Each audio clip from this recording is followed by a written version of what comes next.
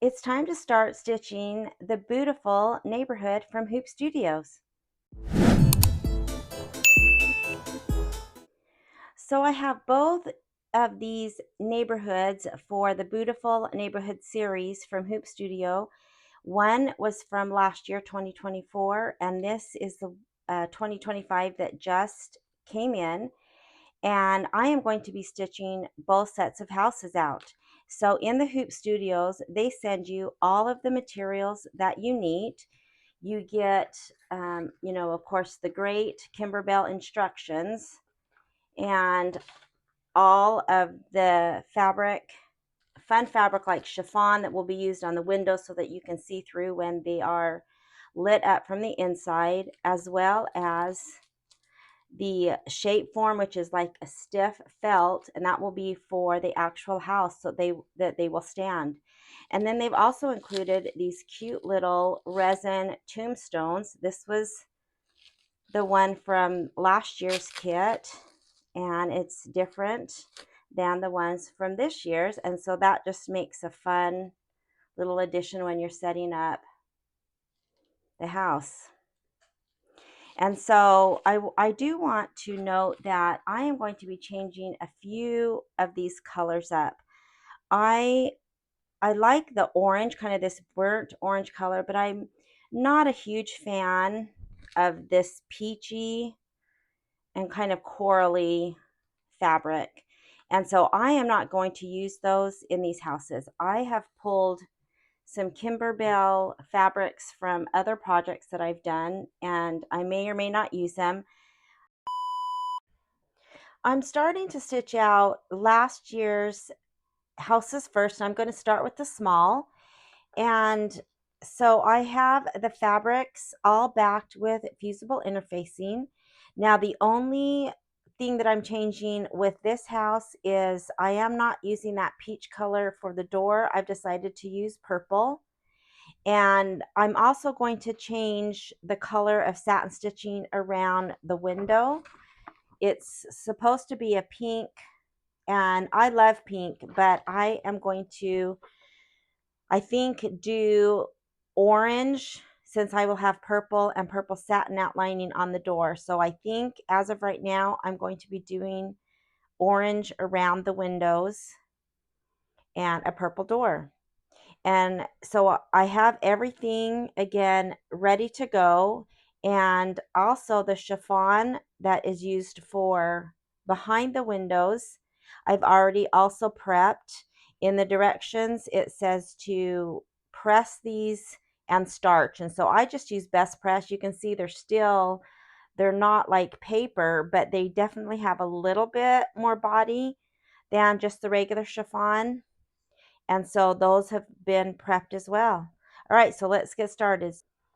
The first will be the placement line for the shape form. I will place the shape form down and then tack down and trim. I am using a gray thread so it's easier to be seen, but it doesn't, for this step, it doesn't matter what color you use.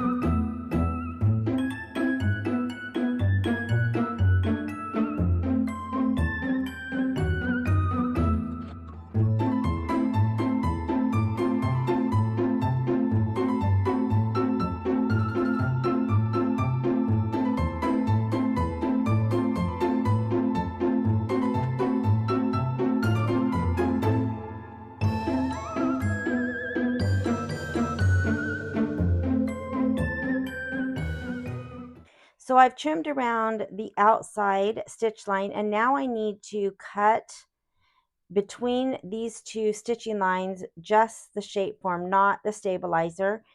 They say to go ahead and cut the stitching on the bottom because you need to get through, and at the top, and then my handle is quite long and I'm using a smaller hoop, and so it's you know, not letting me get flat, and so I'm just gonna have to work at it. I think I'm going to use the sharp point down to start, just trying to make sure not to get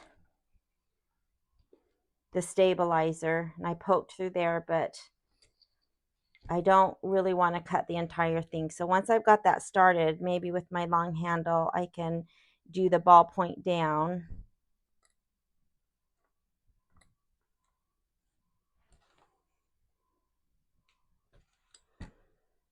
But if you're doing it in a 5x7 and you have a small seam ripper, it would definitely be easier because you could get it flat. I'm just going to try to do this and try not to cut through the stabilizer. And if I cut through the stabilizer, I'm not going to stress about it.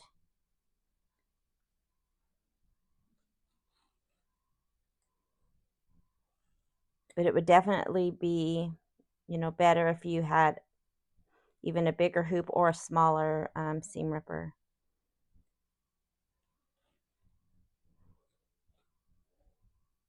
And the reason that we're doing this is just because this is where the house is going to fold. This is the side of the house, and so it just will help when you're bending that.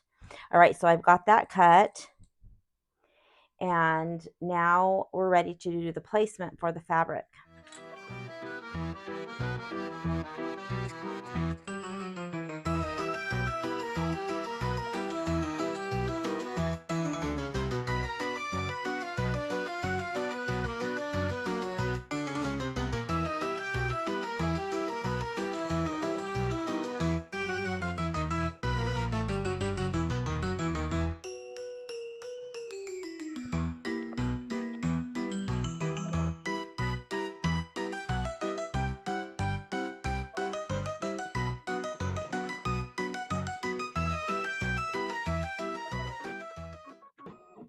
After doing the placement for the gable, I will take my fabric, and this is just regular applique, and make sure it's covering all of the stitching, and then we'll tack that down.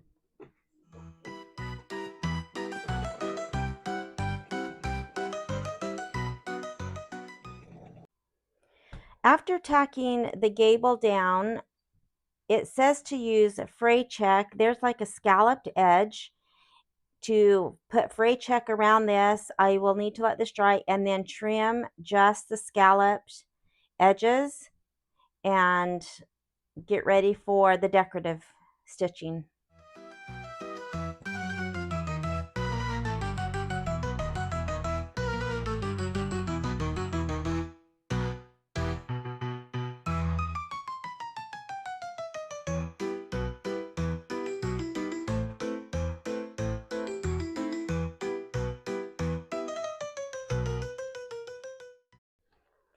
So after letting the fray check dry, I cut around just the scallops. These parts are not to be trimmed yet. And now it's ready to do kind of a decorative, it's not a satin stitch, but it's kind of a lacy, starry outline of the scallops.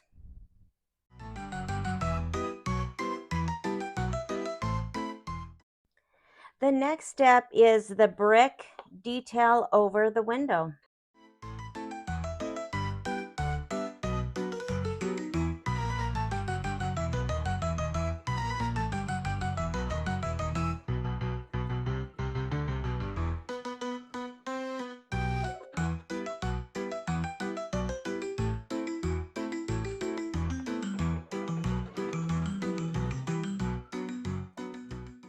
It just did a trimming guide for the window, and now I need to cut through all of the layers of this window, including the stabilizer. And so it suggests taking a seam ripper. Again, mine has a long handle, and so I think I'm going to use this just to get it started, and then use some smaller scissors to try to get cut as close as I can to this little trimming line. So I can poke. I'm going to support it from the back so it doesn't pop out of my hoop, but I'm going to just slice open And again, you want it to come through the stabilizer. We are going to cut all of that out. So I will just do my best to take my little scissors and trim right along that black trimming guide.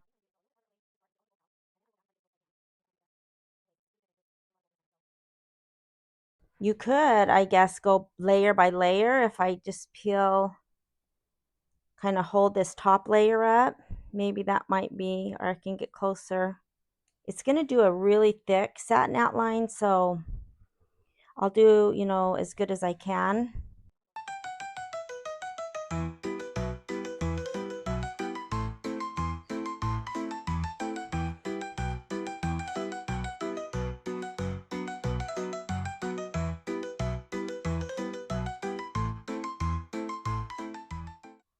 Okay, I think that looks good. I'm happy with how that looks. So now before we stitch the outline of the window, we need to flip it to the back and use the gray chiffon and tape it down. Remember, there's 2 layers. And all of this will be used for the front of the window. I could just cut it off. I think I'm just going to tape it.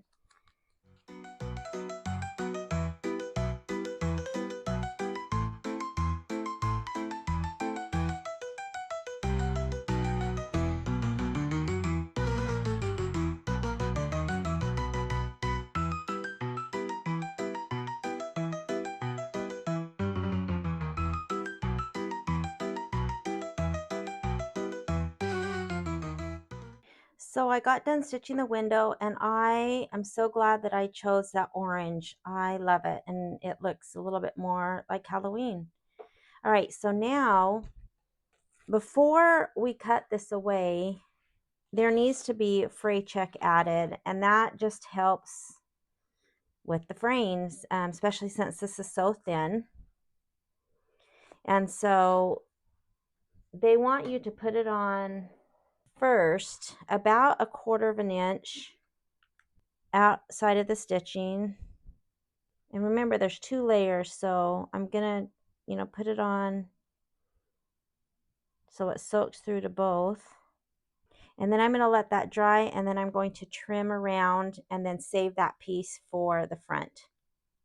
So now it's almost dry, and so I am just going to trim about at the edge of where that fray check is. Doesn't have to be perfect. Again, I'll set this aside for the front of the house. And obviously no one's going to see this, and so it doesn't have to be perfect. All right.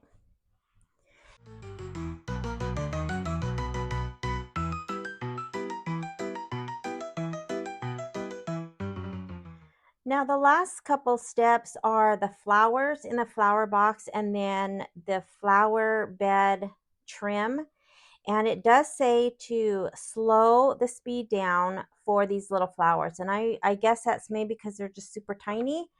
And so I did slow my machine all the way to 350 stitches per minute, which is the slowest mine can go.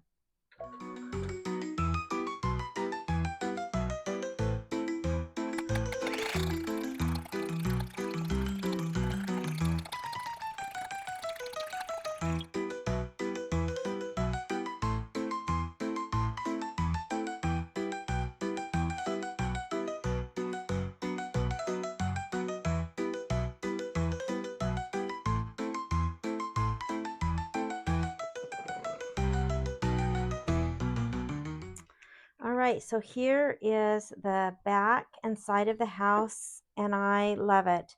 So now this side is done, and I'm going to stitch out the front and other side of the house and then do both of the finishing because we have to trim this and fold and get ready to sew this together. But there's quite a bit of prep to finish these up. So I'm going to do those both at the same time.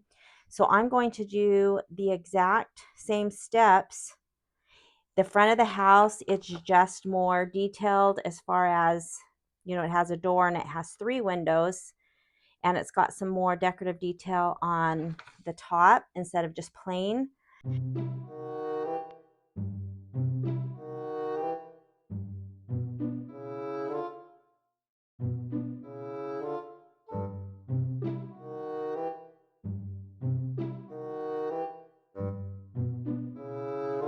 I've trimmed the outside of this, and I want to note that when I place my embellishments, I kind of consider this embellishment, I try to place it in a bottom corner so I can save a lot for another project. I'll cut this little tiny piece off, and I did this with the side and back of the house.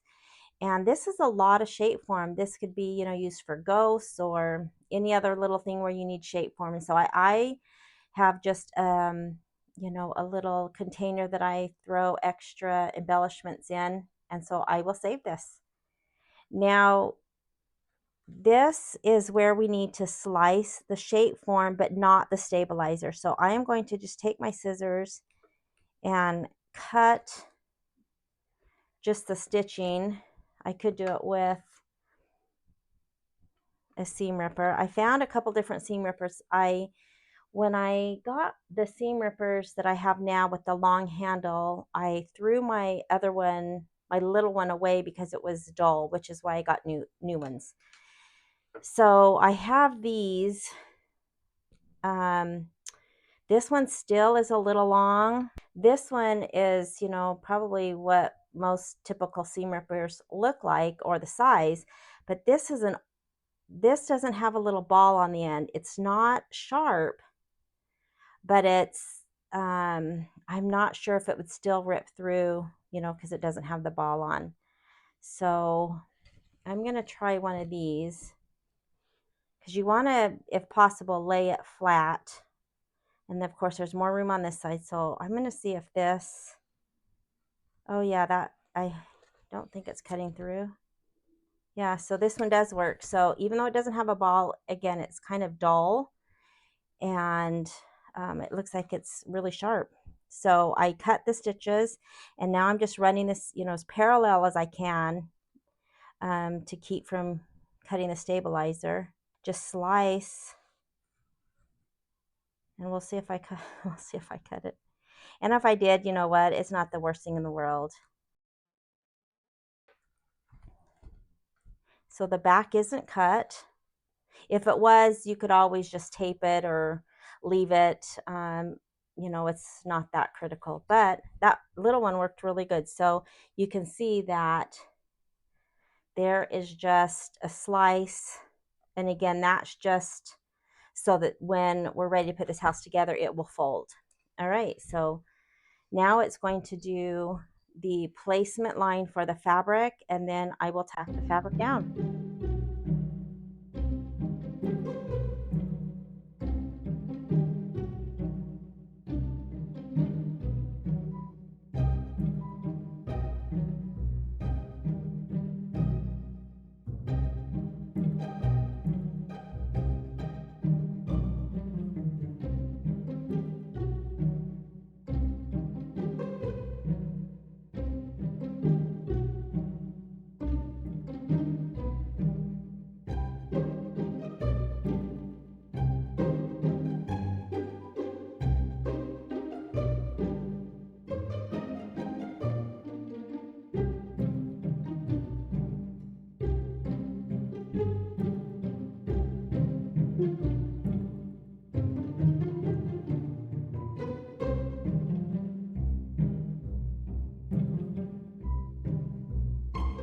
So I'm ready to cut the windows out, and there's 3. I think I'm just going to take this little one. This seemed to be pretty sharp, and it's small. I think I'm going to leave that off so that I can get in, but I just need to slice these, and I'm going to support the back so that I don't just push through and have a chance of loosening up the stabilizer, because that wouldn't be good.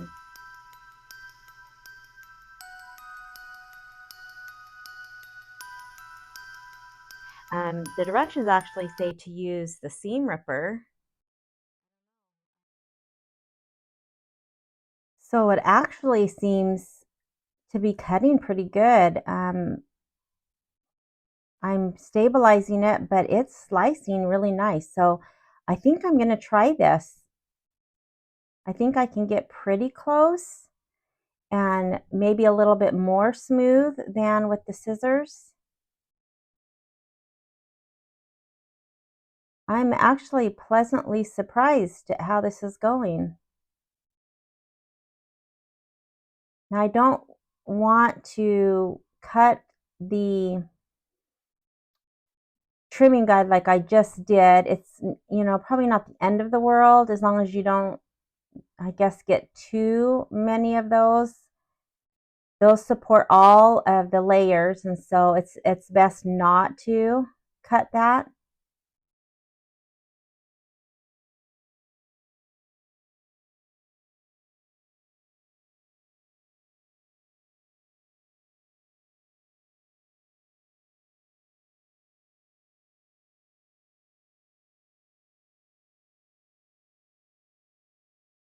But I'm liking this a lot. So I think that's what I'll do from now on is I'll follow the directions. Definitely make sure that you have a sharp seam ripper. Now I do need that little bump. I'm going to trim that with my scissors. Try to make it a little bit more even. But overall, I really liked using the seam ripper around the window.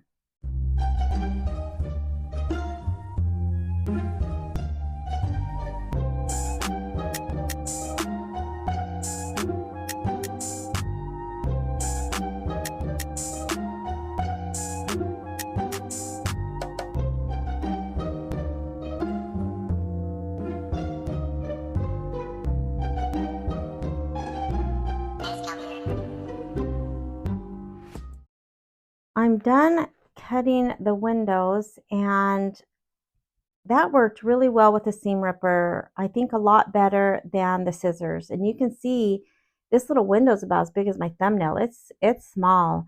And so I did like using the seam ripper. So now, before stitching out the satin stitches, of course, we need to put the rest of the gray chiffon.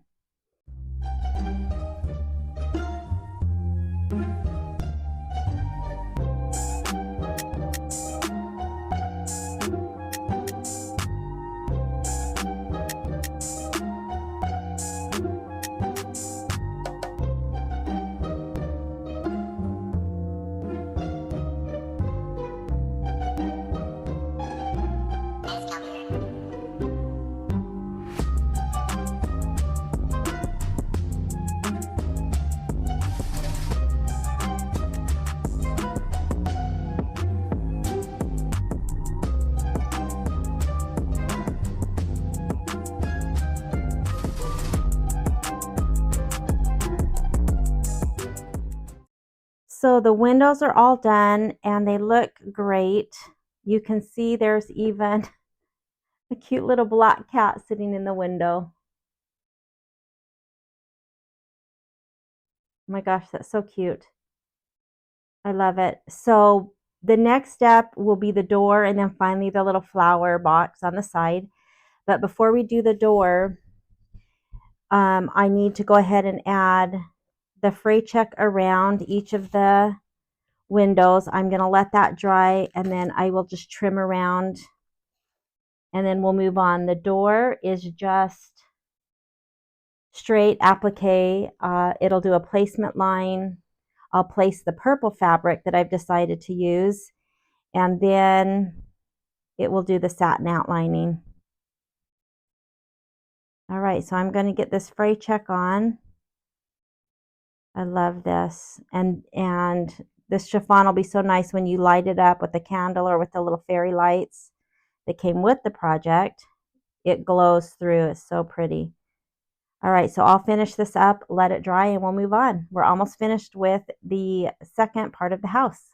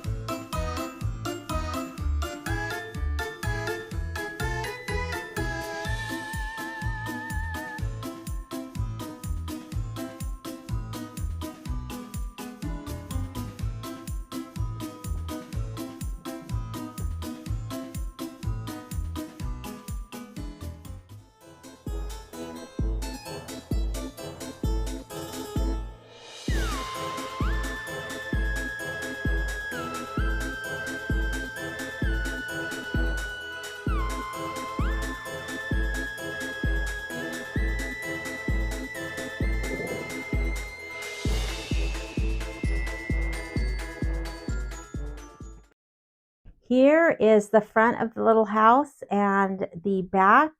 And I am so glad again that I changed to this orange and purple. I love the colors. Now I did want to make one note that in the directions for the satin stitching around the windows, it did call to change the bobbin to a matching color. I did not. You can see on the back, it kind of looks like I did because you can't really see the bobbin. You can see a little bit of the white. I just left my white in, and honestly, it's because I just forgot to change it out. It did not affect my stitch out. However, the directions do call to change to a matching bobbin. So now the only thing left we have for this house is to do the roof. For the roof, I'll go to embroidery and to my USB and to the house one folder and bring in this smaller rectangle roof, and I will hit set and embroidery. Now this has that same little scoring on the shape flex so that the roof will be able to bend. And so I will need to cut down that center with my seam ripper. And to make it a little bit easier, even though I found my small one, I am going to go to layout and move, and I'm going to move this all the way to the left so that I have a little bit more room, hopefully, to fit my seam ripper in. So let's try that. So now I will hit OK. Again, I like to go to the minus plus needle when I'm stitching out. And we'll follow the same steps.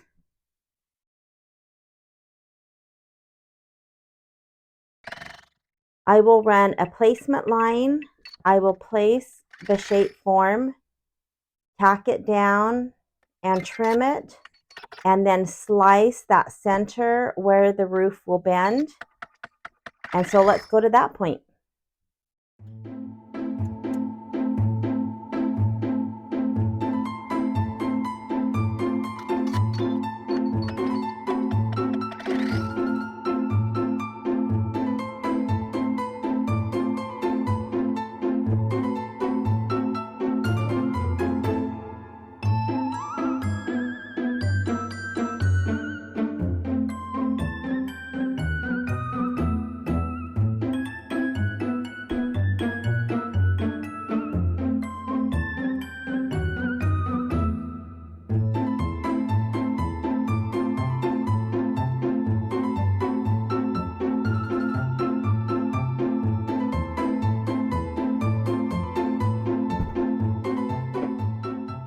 So now you can see I have a little bit more room to lay my seam ripper down by moving this over to the left. So I cut the stitches on the top and the bottom just in that little rectangle. And now I can just put this under.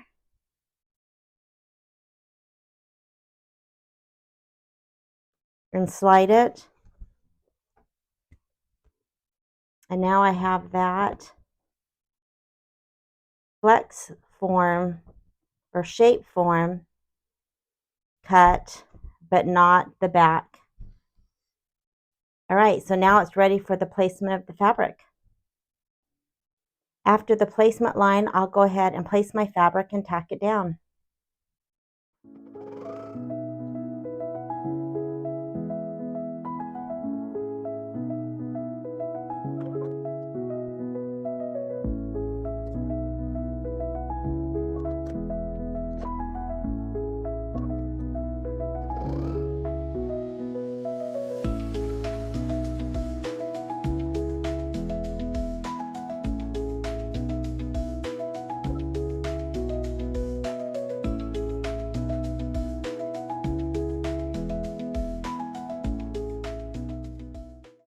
So I just got done quilting, and because the fabric has a print on it, the quilting was done in the shadow color, and it's mostly just to give texture. So the quilting won't really be a main part of the design. It will just add a little bit of texture, and the print of the fabric is what you'll notice most. All right, so now it's time to finish the last step of the roof. the first thing, I'm going to use a different fabric, and this is the underside of the roof, so it really won't be seen. But they have two pieces that are folded to finished edges, and then it's an envelope backing where you would place one, then put the other one and overlap those two folded edges. And I have one piece of fabric that I think might work if I don't fold one of the edges. And so if I fold this edge, and I'm going to glue baste it down and iron it so that this stays, nice and together. And then I will place that, and then the other edge I am just going to have raw. So what I think I'm going to do is, I have this ironed. I'll glue baste it in a second. Now I'm going to take this piece and fold it in half so that the folded edge is right next to the raw edge. And I'm just going to take my scissors and cut this, and I'm hoping that I have enough of an overlap. And if not, then I'll just go get some different fabric. So I'm just going to cut this. The first thing I'm going to do is tack this raw edge down, and I am just going to use a toothpick instead of putting the end on, so I don't have to clean it since this is the only thing I'm doing. And I'm just going to use a little bit, and then I'm just going to press it to dry that.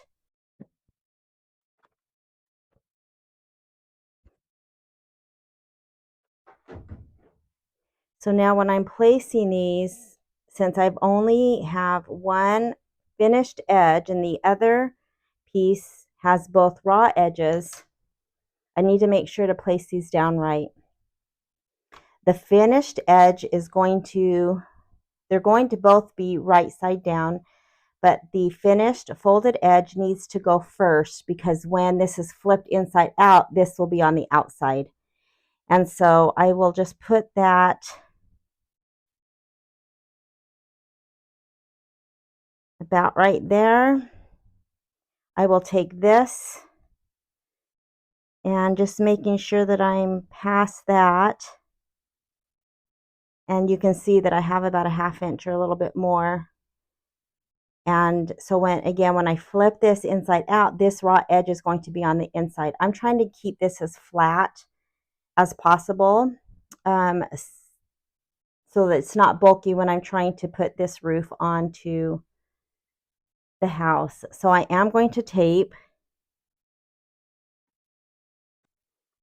and I'll just kind of watch.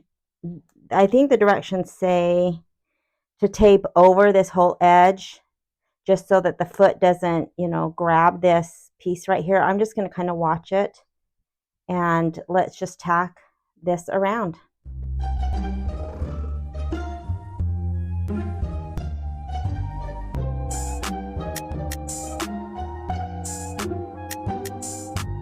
So now that's all for this roof, and so I'm going to take it out of the hoop, and we need to just trim this down about 1/4 inch outside of that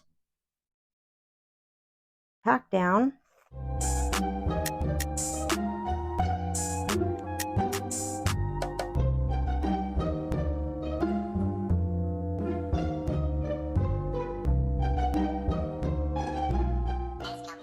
And then after trimming, I'm going to trim the corners, not too close, and then kind of trim at an angle to get even more bulk, so that when it's turned, the least amount of bulk as possible will be in those corners.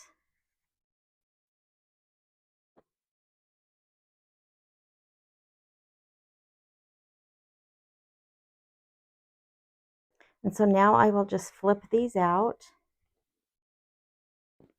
Oh, I love that purple. I kind of hope will be able to be seen, but it's really the underneath of the roof, and it really probably won't. But if the little ridge is seen, I think that'd be cute.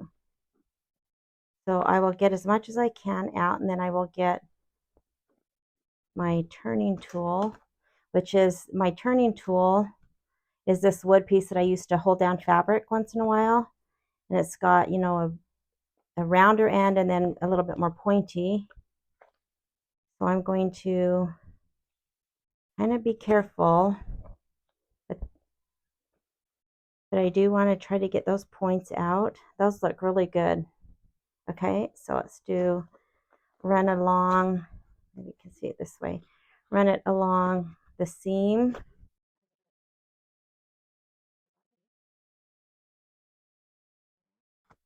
Okay, that looks really good.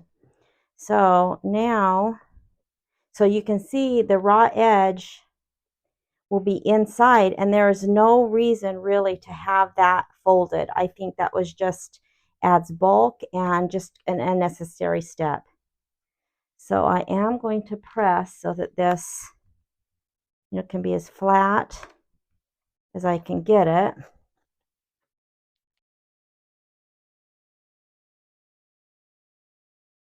Kind of would have been fun to do a whole purple roof. So I am going to use the Heat and Bond Ultra Hold. It's iron on, it has paper. There is a bumpy side that you know, would put under, iron on, and then peel the paper off and then iron so it sticks to the other side. That's what I'm going to use. But there's also another product that I use, and it kind of just depends on, you know, what I'm needing done. But this is called Peel and Stick Fabric Fuse, but it is not fused with an iron. And it's a permanent adhesive that is double-sided. It's kind of the same premise other than you don't heat it. It is sticky. Then you would lay it and really press, peel the paper, press again, and that's it. You do not iron this. But I'm going to go ahead and use the iron on for this. So I've cut a piece. And again, one side has a paper, so I'm not worried about the raw edge piece yet. I'm going to press it close to this folded edge. And it will only stick to that right now. I'm just going to line it up so it's just right under. Make sure I don't want it coming out and getting, because the adhesive is towards this finished edge. So if it slips, then my iron will get the adhesive on it. And of course you don't want that. So I'm going to press it for a few seconds. And then I'm going to let it cool for just a bit. So you can see it's stuck to that edge. All right, so once it's cool, I just need to peel this paper and make sure that it's adhered. And you can tell it's adhered because it's shiny. You can see it's shiny. So the adhesive, you know, you ironed it good enough and that it's stuck. So that I will just throw away. So now when I iron it, it will stick to this raw edge part. But I want to make sure that I have this pushed in nice and flat. And I'm going to do just a few inches at a time.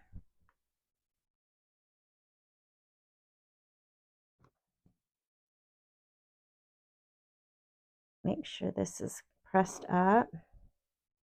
So you can see that that's down.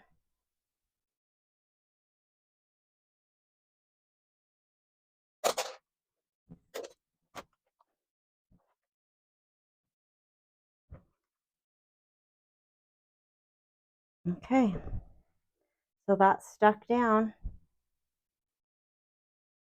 I'm going to let that cool. It's cooled down and I have it folded in half.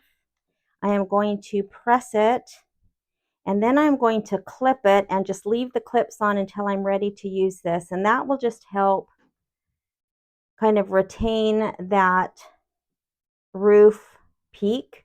So it will hopefully be a little bit easier to glue onto the house. So this is done. I'll just set it aside until it's needed for the house. So now it's time to trim the houses up. So when trimming the houses, You could, of course, use a rotary cutter. I'm just going to use scissors.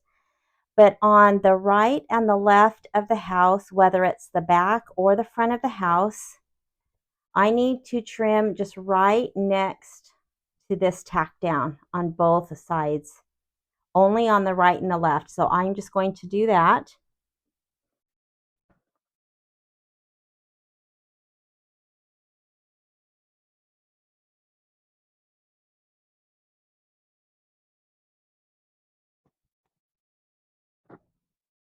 So again, right to the outside, you just don't want to cut that stitching. So that's on the right and the left side. I'll do that on the front of the house.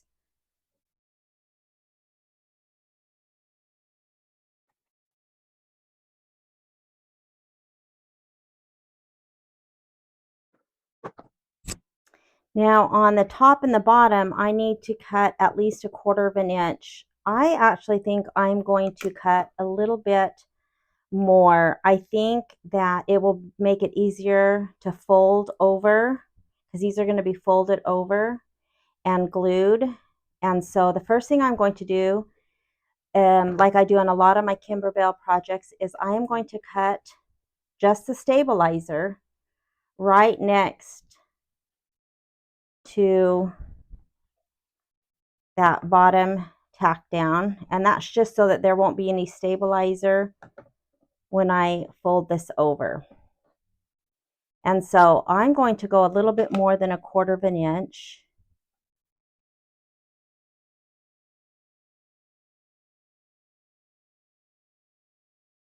So the outside of this yellow line from this right side to the outside is 1/4 of an inch. So I am going to line up the inside so it'll be just more than 1/4 of an inch. So the inside I'm going to line up right with this tack down stitch.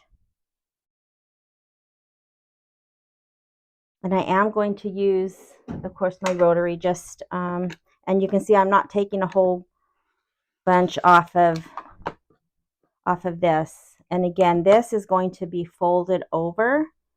And I think that little extra just might give it a little bit more, you know, real estate to glue down.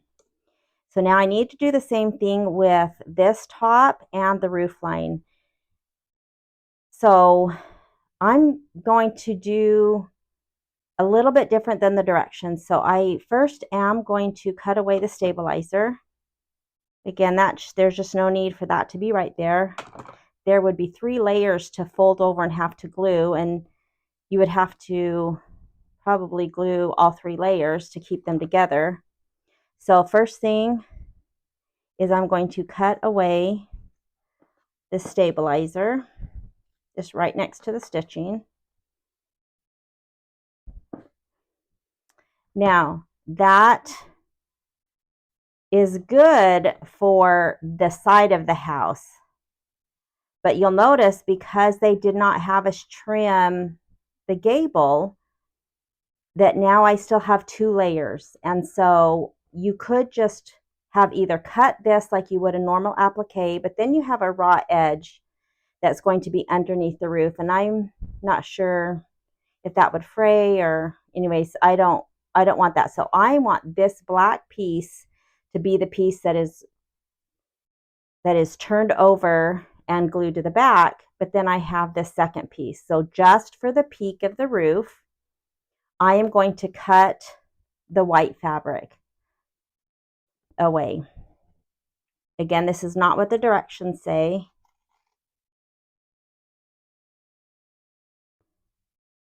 But to me, that's what makes sense. Now I need to stop right there. And for now, I'll just cut straight down and get this. So now you can see that I only have the black fabric that will be wrapped. Now, this one, let's go ahead and do this one. I'm going to fold this back. And this needs to be cut the same way as the bottom. So I am going to put the left side of this line so it's a little bit bigger than 1/4 of an inch. directions say 1/4. So I am going to cut that. Be careful not to cut that black fabric. So now that piece is ready to be turned down. And now this will be folded to the back, but of course it needs to be trimmed also.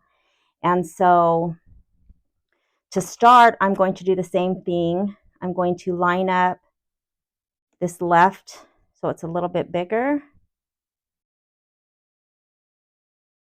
And I'm going to cut the 2 peaks off. But I need to be careful not to cut down here. So I'm going to cut some of it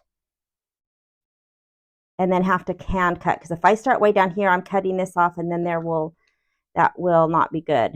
So I'm going to just cut the majority of that, and then I will just take my scissors and just kind of guess, kind of just line it up. All right, so we're getting close. So this now will have a nice finished edge versus a raw edge.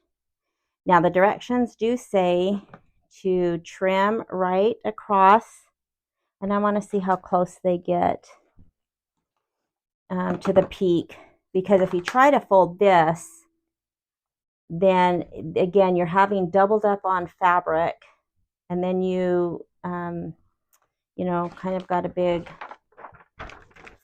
blob of fabric. And so it shows to cut right straight across, and then to cut some little notches so that those ends fold a little bit better. So let's start with the top. That's easy. Just don't cut the trim, don't cut the stitching, but I'm going to cut just straight across. So now when I fold, you can see it will kind of basically make like a quasi mitered corner in the back, and there's not those double layers. And then let's see, they said to just use my smaller scissors. They said to cut, I'm not going to cut the white piece, so I'm going to try to just cut down. And the same thing, I think.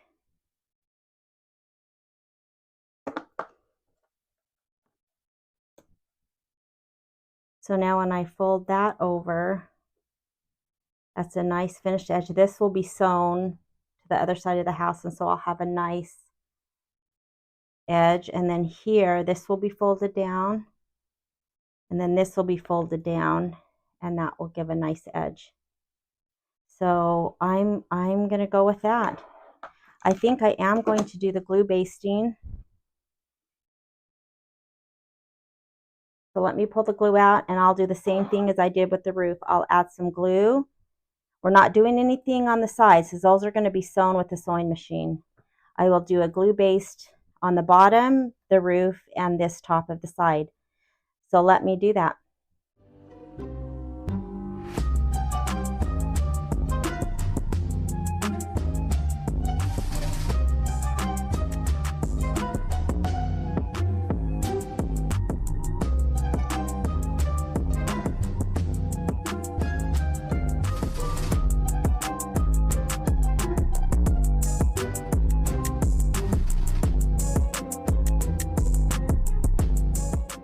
So I have 3 of the 4 sides that I'm doing, and this is working really well. I'm glad that I went a little bit wider than 1/4 of an inch. I think it just helped with, again, the surface area to be glued. And you can see that I don't even need clips. It gives a nice finished folded edge. And so the last is this roof, and I've just been kind of lightly spreading it. Instead of just dotting it, I kind of just lightly spread it around the whole excess piece. And then I've been turning it to the front and folding it to get, you know, the best that I can. Again, the roof is going to be right on top. And so I will hold it just for a few seconds to kind of get it started and staying where I want it before flipping it over and ironing it. And then I'm just ironing it quickly, double checking that it's, you know, how I like it. That looks so good. And then putting a pressing cloth just so I can really press it, not have to worry about, you know, anything on my iron.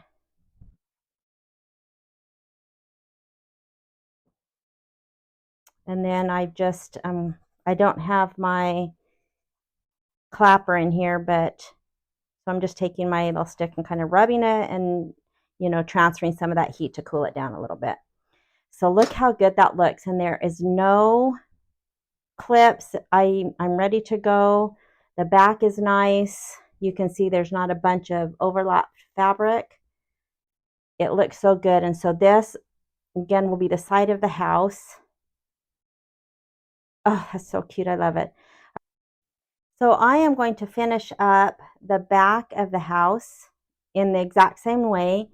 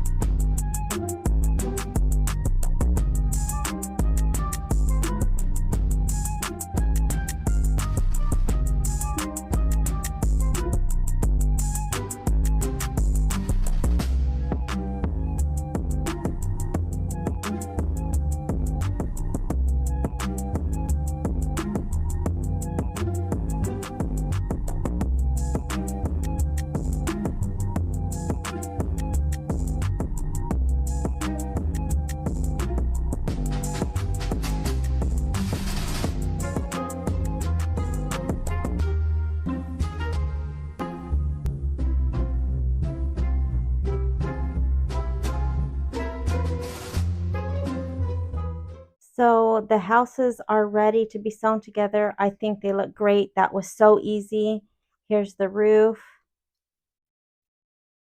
And you can see that it's, you know, kind of stands ready to be put on. And I love the purple. I'm glad I did that. And you can see a little bit from the front when you're looking at it. I love it. All right, so I'm going to leave these clipped until I'm ready. The next step is to sew the houses together. So we need to put right sides together. And on the back of the house, there are 3 sets of lines. There is this inside line, that is the tack down of the shape form. Right next to it is the stitching line that we are going to stitch on. And then there's these outside stitches that we use to trim the left and the right side. We want to stitch right on that middle line. So we will just take this to the sewing machine, clip them together, and stitch right down that stitching line. And we do need to make sure to back stitch at the beginning of the end and at the end so that the stitches don't come apart when we flip the house. All right, let's go stitch this together.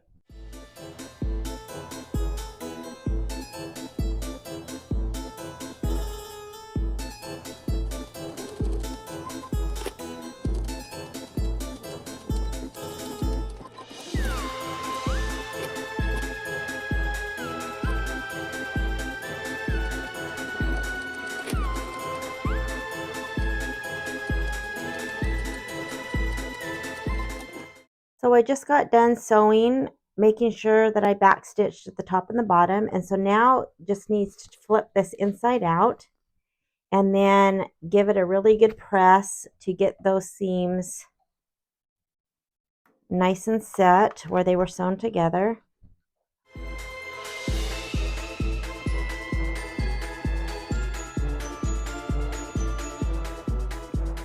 So now the roof will sit on top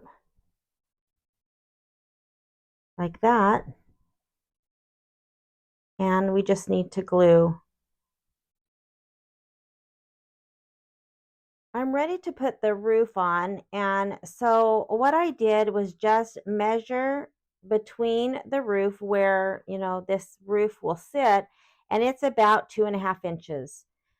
The roof, of course, is a little bit wider, which will leave a little overhang on the front and the back. And so what I did is I just took a Post-it note and I just folded, the sticky part over so that it measures about 2.5 inches.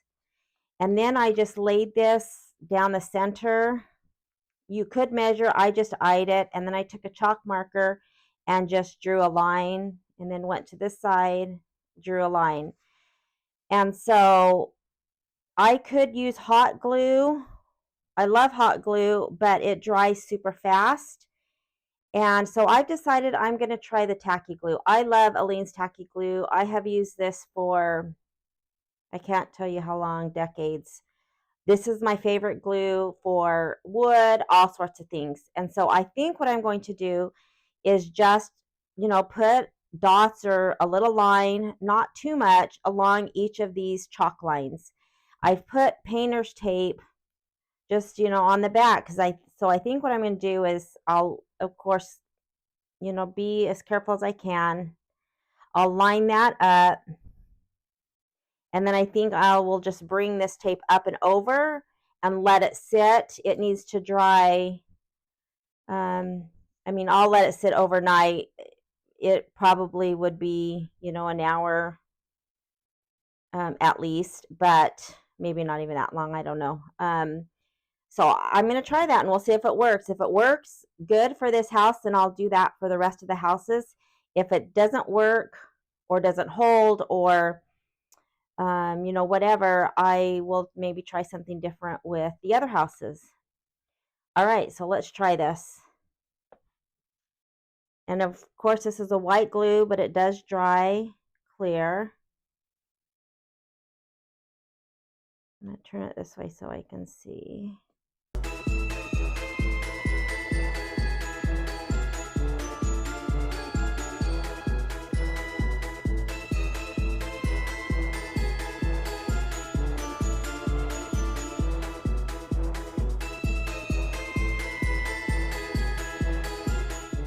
Okay. Give this a try.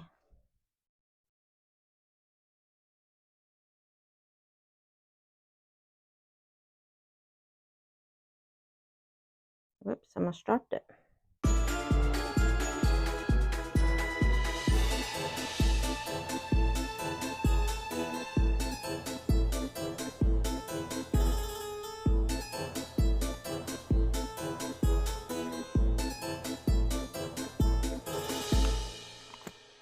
So you can see that you can see the glue. So I'm not concerned about the inside because no one's ever going to see that.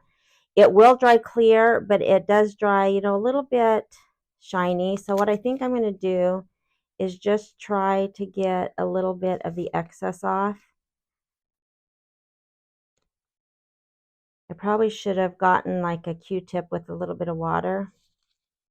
I might go do that really quick, but honestly, it's probably going to be fine. So I went and got just a damp Q-tip, and I'm just going to try to rub the bigger blobs off, just, again, so if it looks a little bit shiny, but if I get most of it, then it's going to be fine.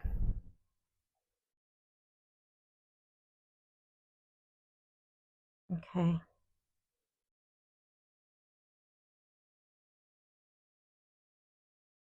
Again, I'm not concerned with the inside. In fact, if there was more on the inside, that just gives that much more of a hold to glue.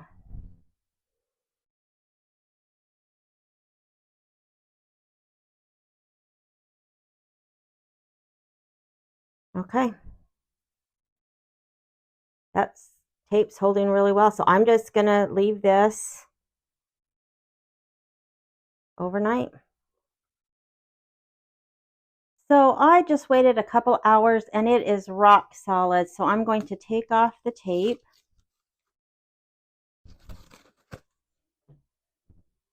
And you can see how nice. You can't even see the glue. There's no blobs.